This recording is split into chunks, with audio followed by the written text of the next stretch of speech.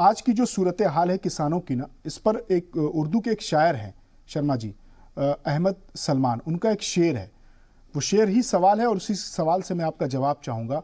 वो कहते हैं कि गांव का एक गरीब दहका, दहका कहते हैं किसान को, गांव का एक गरीब दहका सड़क के बनने पर था जो नाला, सड़क के बनने पे जो नाराज था। गांव का एक गरीब दहका सड़क के बनने पर था जो नाला, जब उसके बच्चे शहर जाकर कभी ना लौटे तो लोग समझे, तब लोग समझे कि ओह, ये इस किसान ने, इस गरीब किसान ने सड़क के बनने का विरोध क्यों किया था। जब उसके बच्चे तरक्की हुई, सड़कें बनी और शहर गए तो कभी लौट कर नहीं आए।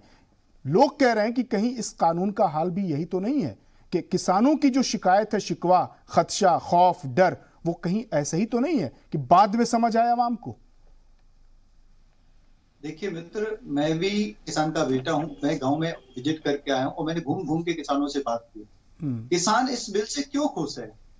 क्योंकि इसके पीछे लॉजिकल रीजंस हैं। आज तक आप देखेंगे, जो एमएसपी की बात करते हैं, 1965 में एमएसपी की शुरुआत हुई और लगभग आज 55 साल हो गए, आज तक तो कोई कानून बना नहीं। और ये कानून, एमएसपी से कोई लेना देना इन कानून का है नहीं। लेकिन एमएसपी इन कानूनों के साथ चिपका दी गई, क्योंकि लोगों की, राजनीतिक दलों की, कुछ संगठनों की अपनी सोच थी, अपनी उनके आप कह सकते हैं एजेंडा थे। इसलिए उन्होंने किसानों को डराया, किसानों को उन्होंने बहकाया और डरा के और बहका के उन्होंने बोला, अगर ये कानून लागू हो गए, आने वाले समय में आपकी जमीन चली जाएगी, आने वाले समय में आपको एमएसपी नहीं मिलेगी, आने वाले समय में मंडियां नहीं रहेंगी, आने वाले समय में आपके पास कोई अधिकार नहीं रह जाएंगे, सरकार अपने हिसाब से सब चीजें करेगी। सब मतलब आने वाले, मतलब शक शंका तैयार की कि ऐसा हो सकता है, ऐसा होगा।